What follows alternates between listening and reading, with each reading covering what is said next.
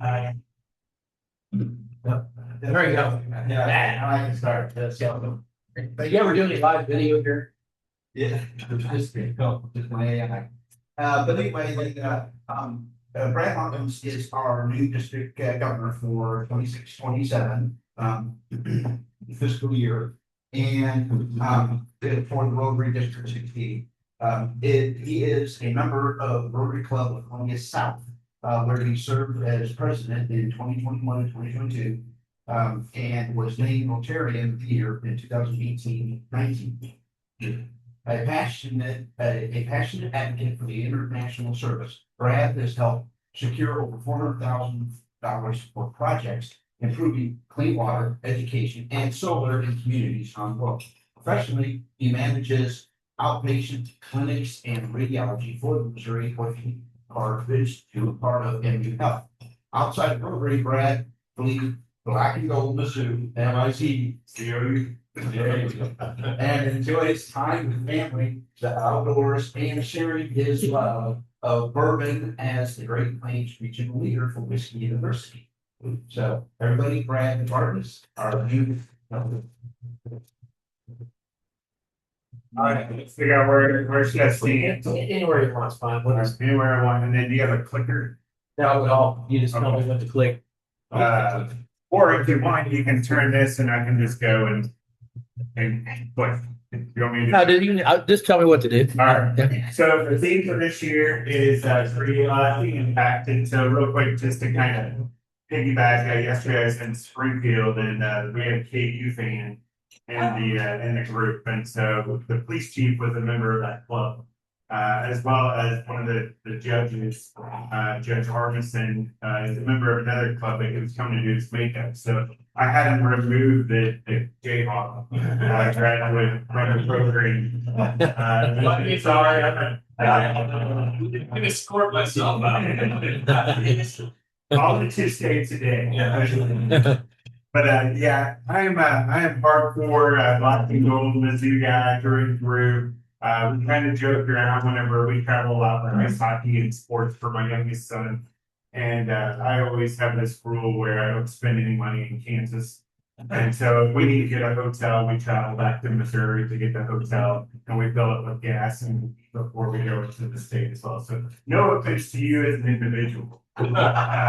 Something. So, you do have a plus that you're a Rotarian. So I'll try to live the 4-way test. So starting with a question of why did each one of you join Rotary? And so think back and see kind of where your journey started. And for me, go to the next slide. For me, this is kind of my Rotary side. And it's more of a reminder for me of the things that I've done as a Rotarian. And so this is a slide for myself, just where this is probably the best decision I've made. Outside of my marriage, if my wife was in the room, I would tell her that was the best decision. And then having kids. But Rotary is one of the best decisions for myself, where it's really brought out a better person in me. But then also the opportunity to go and help a number of other individuals. On the far left, you can see a picture. That's David Nivens. He is my sponsor for Rotary. And so we were college buddies, and we hadn't seen each other for probably 10 years. And we crossed paths in public one day. We're like, hey, we should go grab lunch and just get caught up. And he's very involved within the Columbia community, Chamber of Commerce, a lot of different boards. And he was kind of telling me about all the different things he was doing. I'm like, do you ever have any free time? And he's like, well, and he's like, and then on top of that, he's like, getting ready to start my year as club president for Rotary as well. And I'm like, tell me about Rotary. So he's like, better yet, why don't you just come and check us out on Friday morning at 7 o'clock, and you'll learn all about it. So I agree. And long story short, here I am as district governor. And so I kind of joked earlier about once you say yes to joining Rotary, you can no longer say no, right? So everything is yes. But kind of throughout that journey, you can see the 4 different country flags. I grew up in Southeast Missouri, and Perryville is my hometown. And really going to the University of Missouri was an international experience for me, right? So growing up in a small town, we didn't have much cultural diversity there. So going to the university really kind of opened my eyes. Rotary is kind of the same way where it's really easy to look at it through a lens and say, you know, X, Y, or Z. But once you actually go and you get involved and you participate, you visit some of these projects and you see the difference that you make, it really is influential and it really makes you feel better as a Rotarian for that. And so my kids, two boys are on the top. I also have a daughter who's 31. We have 3 grandkids. But both of the boys always like to go out and help with the bell ringing and things like that for the Salvation Army. We'll go and volunteer at the food bank. And then I took my son on the right there to Peru for a global grant that we did for solar, where we put solar panels on top of some classrooms as a partnership with another organization where they were helping build out a campus there. And so that was a cool experience for him. It was a 4-hour boat ride up the Amazon River from Iquitos, Peru. We got to see the pink dolphins. He got to do zip lining. He got to see monkeys and sloths sailing from the tree. But he also had to work pretty hard for us. And so whenever he got there, the first day he had dehydration, he was pouring concrete foundation for some of the classrooms that were being built. And he's like, Dad, he's like, I thought you said this was vacation. I'm like, oh, you only get the reward after you've done work, right? So, and so you can go ahead and go to the next slide. And so that's kind of my journey, but the journey started a long time ago with the idea of one person, right? And that was Paul Harris. And so in 1905, it was one person's idea to go and create this wonderful organization that today is now 1.2 million Rotarians. And that's pretty awesome. So he had invited 3 of his friends to go. And the idea behind Rotary was that every week they would rotate locations of where their club meetings would be held. And so they would go and kind of start to form that network of business leaders. At the time, men only were allowed. And so they would go and have that network where they would rotate each week to go and continue on. So now today, as I mentioned, it's grown quite a bit as business leaders. A lot of us would really like if we went from 4 or 5 customers to 1.2 million customers, right? And so you can understand the idea behind it was really the networking and going out and getting your name around other people. But Rotary's evolved into so much more. It's not just about business. It's about service as well. You can go to click. In 1921, it expanded beyond the United States and really became an international organization at that time. In 1945, we partnered with the United Nations. And so that was a key step to really kind of forming as Rotary International. It was a partnership that said that we as an organization would go and help others around the world. It was a couple of years after that, in 1947, thanks to Arch Clump, who is one of the major donor kind of recognitions that you can get once you contribute $250,000 to the foundation, you become an Arch Clump member. But Arch Clump had kind of went and made a sizable donation and also wanted to recognize other individuals. But it was his work that in 1947 really created the Rotary Foundation so that we could go and identify funds to go and support the international work that we wanted to do as an organization.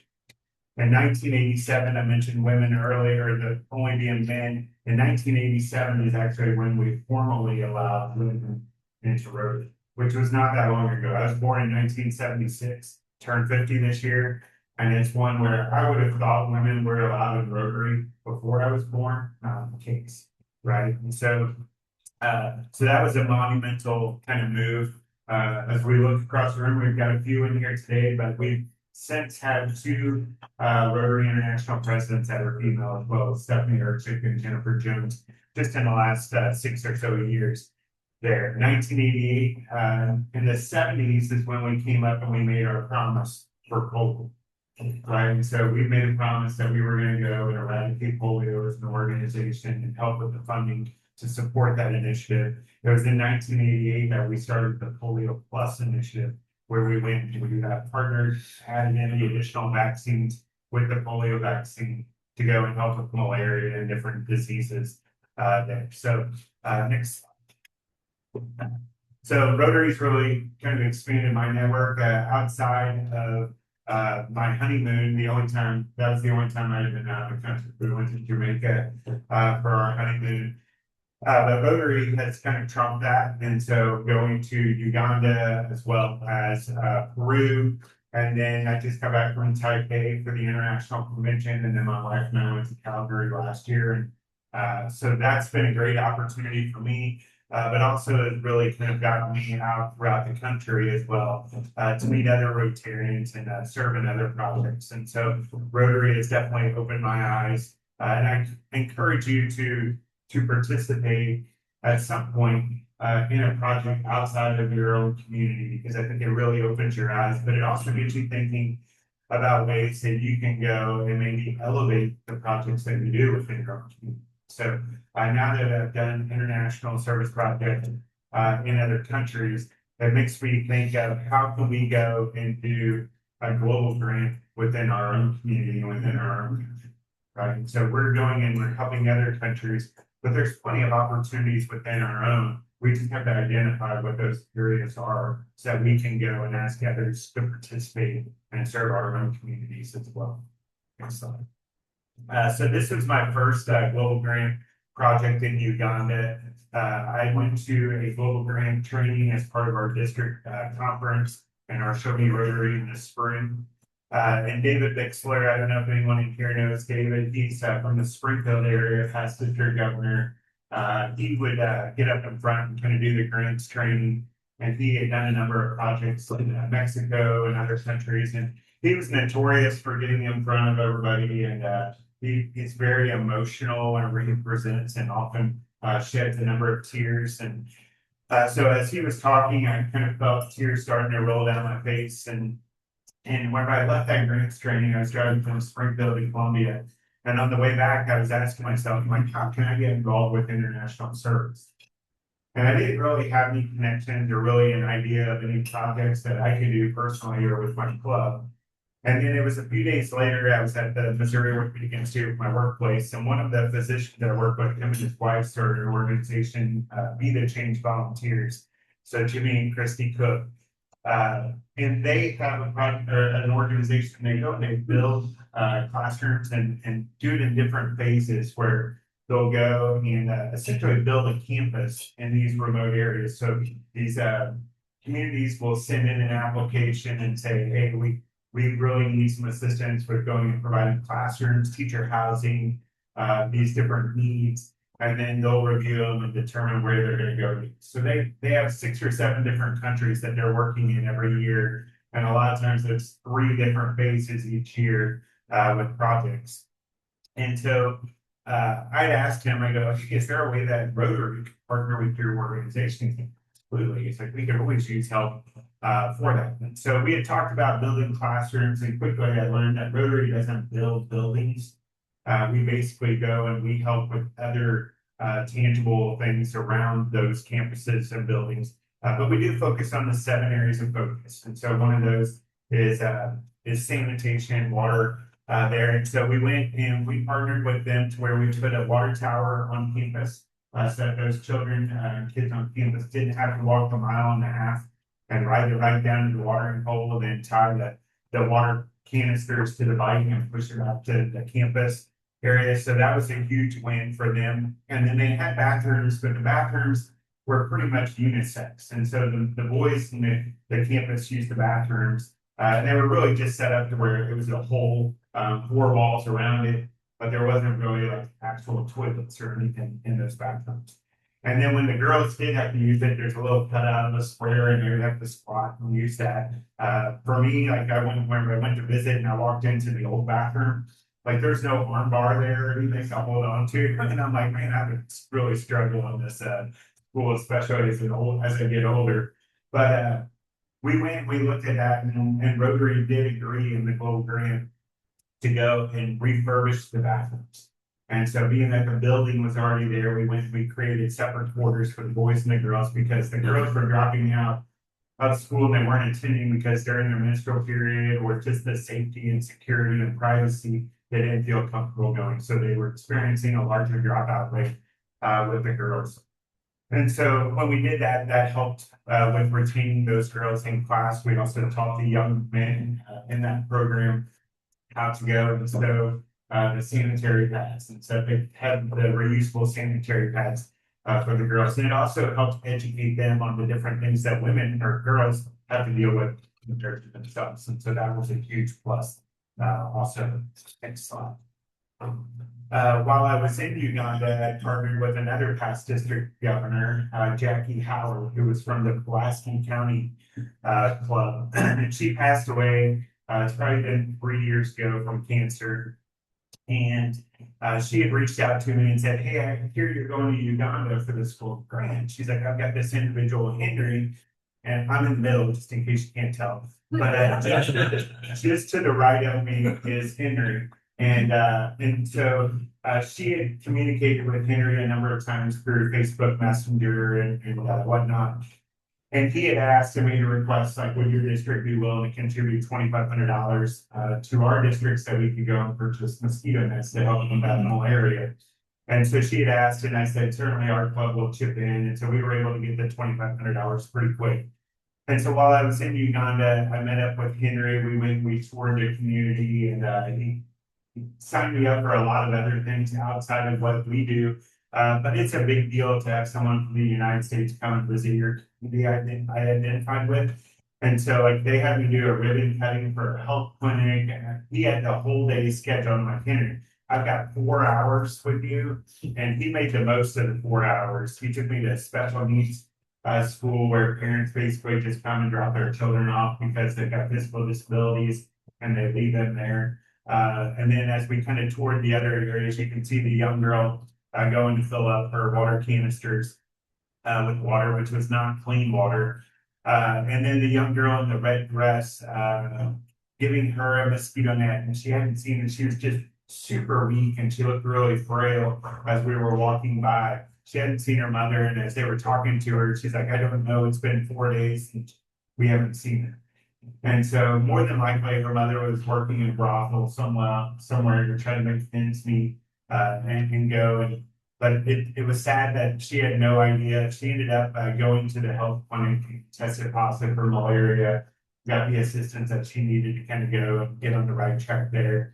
All the roads are pretty much that red clay roads. There's not really any paved roads other than the highway, which is the Masaka Highway, which is the deadliest highway in Uganda. And that's probably because it's just filled with potholes. And so you have 18-wheelers swerving throughout the interstate. So you got a lot of head-on collisions. You get people that have walked the interstate at night and they don't wear reflectors, have flashlights, and they end up getting hit by the 18-wheelers.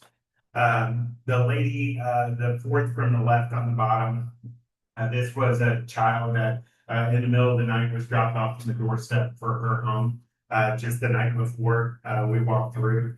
And so she is caring for it until they could go and identify the resources. And so things that we don't necessarily witness here in the United States, because we have programs, we have different things to go and help young mothers who are dealing with these things, but there it's very stressful.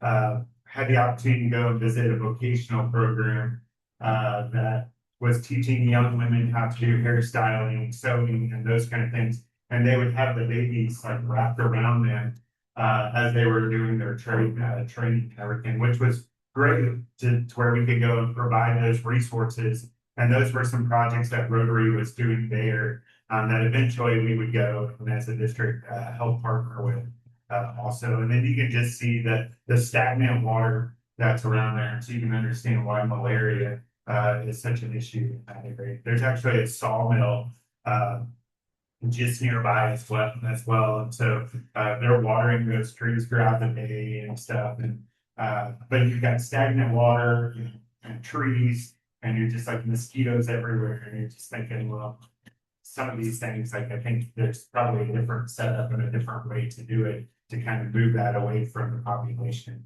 as best you can. But that was a great experience. Kind of going back to Henry real quick. I was actually just on this side of Jeff City, and we were driving into ballparks in America, and it was last year, right around July 18th, and my son had a baseball tournament, and we were on this side of Jeff City, and I got a text message through WhatsApp, which is the international kind of text messaging. And it was our dear brother Henry has passed away. And so he's 40 years old, and he was doing a fundraising activity that day, a soccer tournament, and they were raising money to purchase jerseys for the young kids in the special needs program, so that they had jerseys when they traveled to the Special Olympics. And in between matches, he sat down on the sidelines and ended up having a heart attack. And so in front of those special needs kids and all the kids in that community, here's someone that gives his heart to service and Rotary, and each day they've all come to know him, and to see him go through that just really kind of hit me pretty hard. Plus, he would always mess with me, like I said, 3 or 4 times throughout the week, and being a Rotarian in a developing country is like a full-time job. It's not, we put in a couple hours a week, some of us a couple hours a month, but in a developing country, Rotarians are full-time jobs. And so it's one where they take great pride, and Henry really had a great relationship with a number of people throughout the community. And so that one hit me pretty hard, because they really lost a key piece to someone that was really invested in the community there. It was probably about 3 months after he had passed, and I got another text message. I opened it up, and it was a picture of a young baby, and it said "Baby Henry." And so he was also expecting as a father. So that was pretty touching. Just to see that, hopefully one day as his child gets older, he'll be able to hear of the legacy that's dad for all the service and the commitments that he made to help his community. Exciting. And all of that kind of ties into the Rotary Foundation and why we give. And so there's the 7 areas of focus, but the foundation is a critical part of being a Rotarian. Rotary International doesn't exist without the foundation. And so I encourage each one of you to, at some level, make a decision to give to the foundation, and you will feel better about that. If you have questions, or if you wonder where the money goes to, I can attest and share a number of ideas and great experiences that I've had. But since I've made the travels and stuff, I've made the decision to become a major donor myself. My wife sometimes questions, why are you sending money there? And so then as she hears me talk about it, like, she starts to cry and gets tears in her eyes, and she feels better. And she's like, hey, can I give as well? I'm like, absolutely. I'm like, and your giving counts towards mine. So but it's one where it really does make you feel better when you go to bed at night and knowing that you're supporting a great cause. And we are a 4-star through Charity Navigator, the highest rating you can get through them. And so the other really nice thing about the Rotary Foundation, maybe compared to other organizations, is that we get to decide where the money goes. And so our contributions to the foundation, ultimately Rotarians get to decide how that money is spent through global grants. Now it's separated up by percentages to the different areas. But if I decided I wanted to go do a global grant, I just did a second global grant in Peru, and it was a $65,000 global grant. And it took me about a week and a half to raise the $65,000. And it's one where it's relationships within your Rotary community. Being district governor provides me some advantages, because I have 31 district governor classmates in my zone. I reach out to each one of them, and I'm like, hey, I want to do this global grant in Peru. Would your district be willing to support that with some DDF, which is money that we've given to the foundation as a district. And then in 3 years, a percentage of that comes back to our district. And so we've got close to $200,000 in our account for money that's come back to us through donations within our district there. And so we can go and use that money on projects that we feel add value. And it's got to align with one of the areas of focus, but there's some great opportunities. So I encourage people that if you have a project in mind or something, never hesitate to reach out to me, and we can go. What is the? Is to provide water communication and solar there as well. Our next slide. And then I mentioned I just got back from Taipei, and so with Taipei, it's one where we went. Am I getting short on time? Okay. What time are you in? 8:30? Yes. Okay, I'll try to finish up here quickly. And so with Taipei, it's one where the international convention is every year. And so this year was Taipei, next year is Barcelona, and then the following year, if you want to go to the next slide, it is going to be Larry Lunsford. Larry's from the Kansas City Plaza Club. He's going to be the Rotary International President next year. And so we've only had 2 Rotary International Presidents within Missouri. So Ray Klingensmith and Larry will be the second. And so we want to make sure that we have the opportunity to go and support him in Minneapolis. And then 2 years after Minneapolis is Chicago. So we have 2 of the next 4 years, which is a great opportunity to go and get involved. Real quick story with Sylvia Whitlock. She is the first female Rotarian. And so this is an important piece for Rotary because I really feel like women play an important role within Rotary. She was invited to the Duarte, California Club of 1976. And RI representative from Evanston went there. I saw her in the club, went back to Evanston and reported that they had a female in their club, Rotary yanked each other. So women aren't allowed. And so it's one where it took 11 years to go through the court system before women were officially allowed as a part of Rotary. And so Sylvia, I met her in Taipei. She was the first female Rotary club president, let alone African American. Did you say court system? Yeah. Not Rotary. No. Yeah. Yeah. Just I did next slide. And if you- Next slide. Keep going. And then with polio, like we really are this close for 99.9% there. Again, women play an important role in eradicating polio.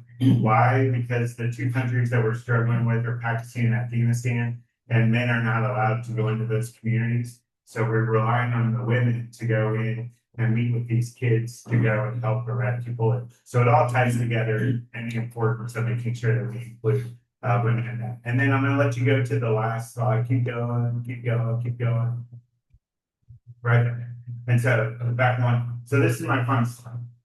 And so this is my bourbon slide, how I can go and relate Rotary to get you all thinking about how and why like Rotary is important. But when you think about bourbon, you have to have like the recipe in the mash bill, right? And so that consists of corn, rye, malted barley, wheat, different things. And so what is your mash bill for Rotary? And it really comes down to, for each one of you, it's the fellowship, the friendships, the leadership, all of those things are kind of the mash bill within Rotary and the professional network, right? The CHAR is really the 4-way test. It's the service above self, it's your character that you're kind of adding to the club.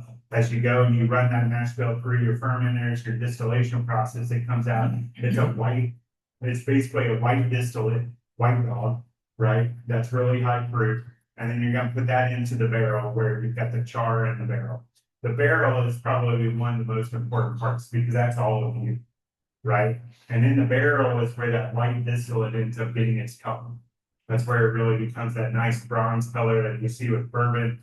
And so without each of you, we don't get the color, right? So each one of you add to that. And then you've got the aging process. You have new Rotarians, older Rotarians, new clubs, old clubs. We all work together as a district, right? And we function together. And then the label is the marketing, right? So how do we know and how do we advertise ourselves? So it starts with an invitation. We need to make sure that we're inviting people to Rotary. But what's on the label? How do people understand and know what Rotary stands for? So making sure we're talking about that. If you go into a liquor store and there's 100 different bottles up there, how do you know which one to grab? Most of the time, you've tried it before. It's been a good experience. So you tried Rotary, you came back. Or somebody else told you about it, right? And so word of mouth, things like that happen. And then the finish. The finish is where we close today. And it's the best part of trying bourbon, right? Is if you go and it's palatable and it's something that you really enjoy, more than likely you're going to go back and you're going to buy it again, right? Or you're going to tell a friend about it. And so we want to make sure that the finish for our Rotary clubs are good and palatable. And when you leave, the longer that finish is, the more you're able to pick out those different characteristics that come with it. Caramel, vanilla, dark berries, dark fruits, creme brulee. And so you want a really long finish. And so if you leave today and you go back to work or you go to home or wherever, hopefully you continue to think about Rotary throughout the week, where you just don't come to Rotary on Wednesday morning when your alarm goes off to say, hey, it's another Wednesday morning. But think about throughout the week and invite other to Rotary. And I think that's how we grow clubs. That's how we continue to create a lasting. So thank you all so much for allowing me to come. Camdenton and Jerry always talks about it. Jody talks about it too. The lake area is a strong area. And so happy to be able to go and visit clubs and excited for us as a Rotary district as well. So thank you for coming. So Brant, who used to be with our club, the longest probably consecutive no miss Rotarian in the entire country. He said at night when the club started accepting women, I'm done. I'm not coming anymore. He came. And then when we changed the club to a breakfast club from a lunch club, I'm done. I'm never coming. And he came. Yeah. But how many years was it that he was 76, 77 years? Perfect attendance with our club. So that was one of the best, governor speeches I've had, since I've been to Rotary. So very, very good. All right, well, thank you for that. On behalf of Rotary, we of course will be donating vaccines to the vaccines. Thank you so much for being here today. As we get ready to go, there is something I do need you to help us with. Yeah. I can see who might possibly be. So the Jeff City Club that has